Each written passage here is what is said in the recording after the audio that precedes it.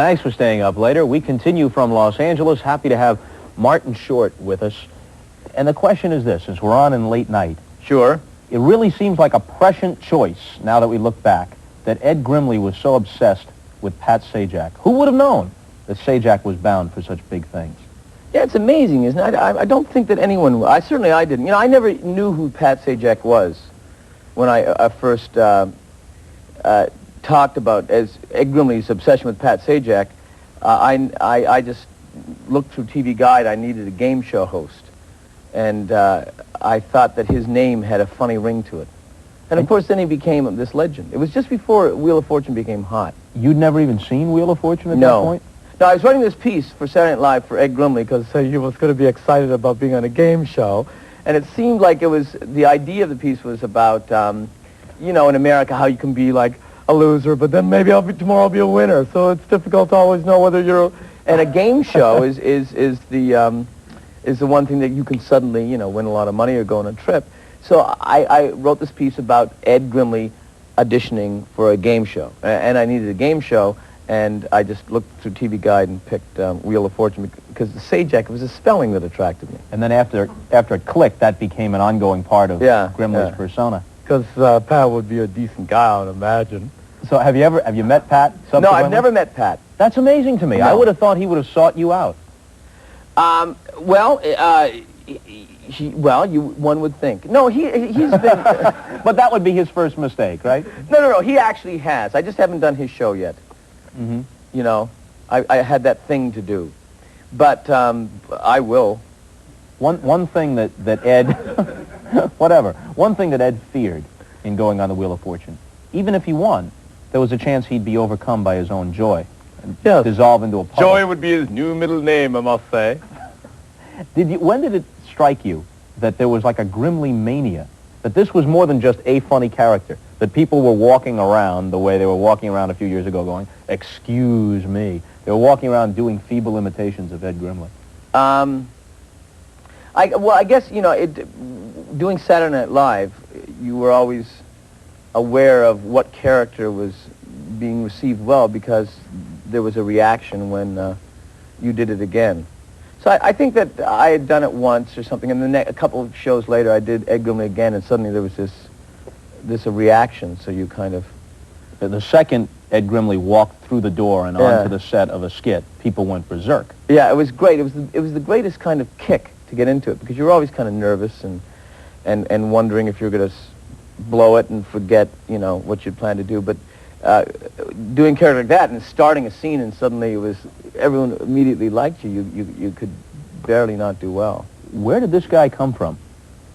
It was a combination of a few people I knew, you know, in high school. There was a guy I knew who used to just, he was into photography, and his voice went up. He'd say, you know, I took a lot of slides in the weekend. I hope that you would somehow find time so that you could see my slides that I took on the weekend. So there was that guy. Usually has a pencil box that has all the state capitals on it. And yeah.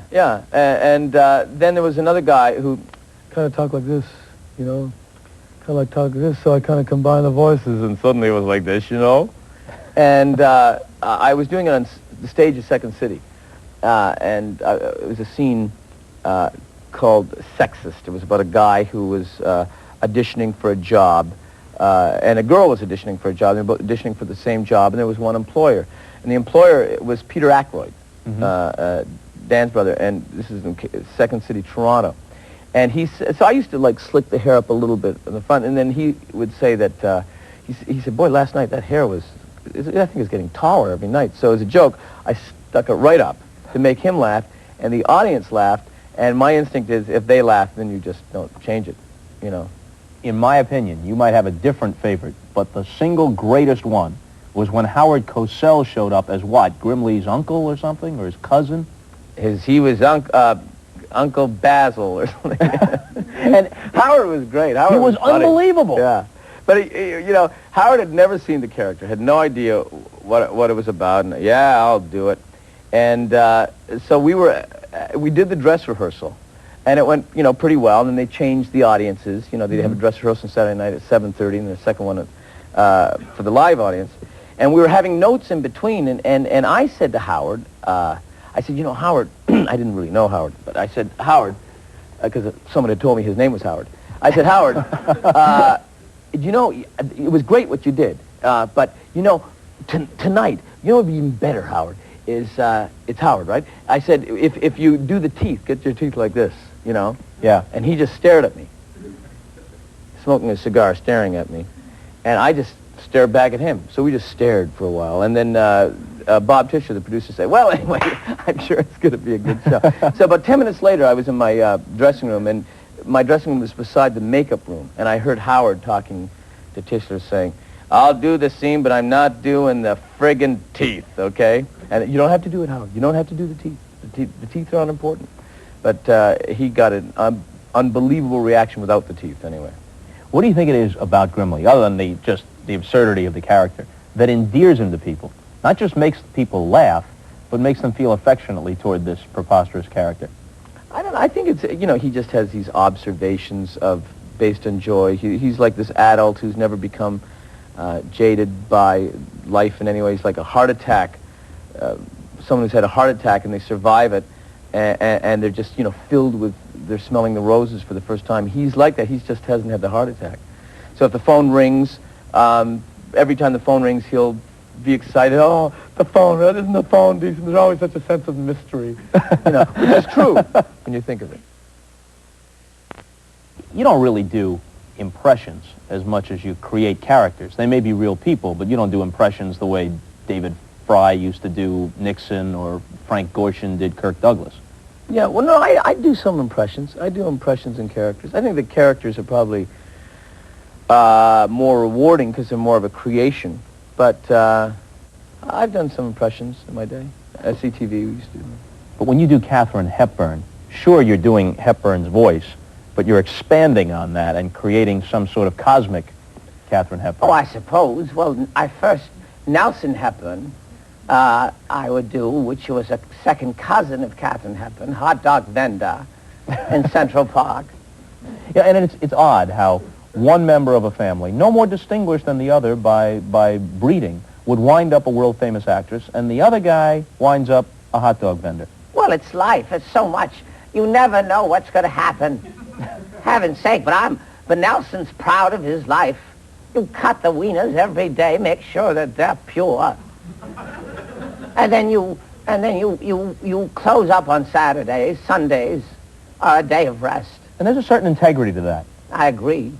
Now, I didn't know until you let me in on it that Jerry Lewis had a niece, Denise. Oh, yeah. Denise Lewis works in a doctor's office.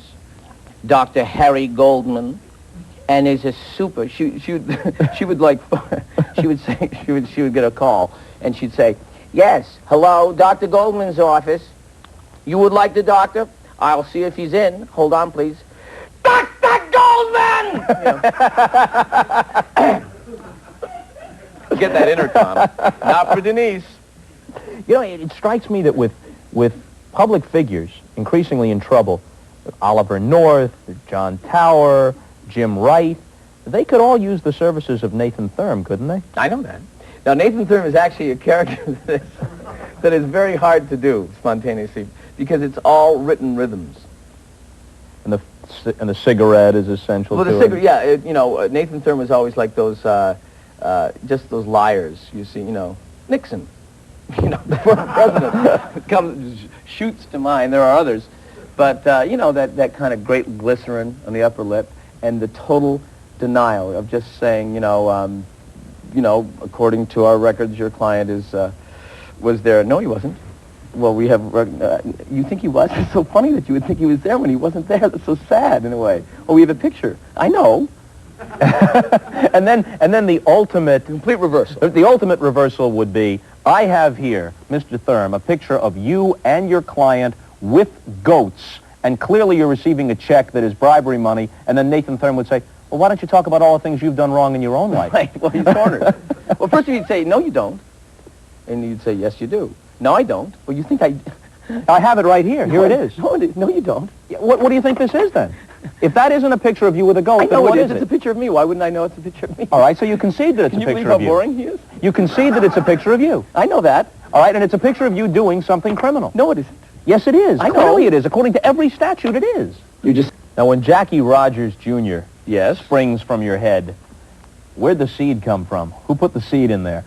I don't know. Jackie is everything that is kind of disgusting in show business. He's the most narcissistic, silliest character I do. I mean, he's the kind of guy that, you know, in a show I did a couple years ago where he fell out a window and actually fell out of a 4-story window, smashed through the roof of a lion's cage and fell into a cage with a lion, although he didn't know it right away, but was so absorbed with himself that the first thing he said was, "Gee, I never realized what tiny hands I have." So it kind of sums up Jackala. When you left Saturday Night Live after just 1 year, did you ever look back? Or was that something where you said to you... I'm out. I made it. Oh, God, thank you, Mama. Was it a deal where when you came in you said 1 year, no matter how good, no matter what happens, 1 year is it? Mm-hmm. Yes. Why did you confine yourself to just that? What was you thinking? Oh, I had known the other casts, you know, and was well aware of what that show, the stress of that show, and the pressure of that show. And I had done 3 years of SCTV, and so to me, what was interesting with Saturday Night Live was that it was a different kind of show, but it's an all-consuming show, especially if you're writing your own material. Every waking hour, mine was anyway. I mean, maybe I did it all wrong. Maybe there's an easier way to do it. For me, I didn't know an easy way to do it. I had to be there all the time, and by the end of the season, you're saying it's like climbing Mount Everest. You say, that's great, but who wants to climb again? You know, I think I'll pass.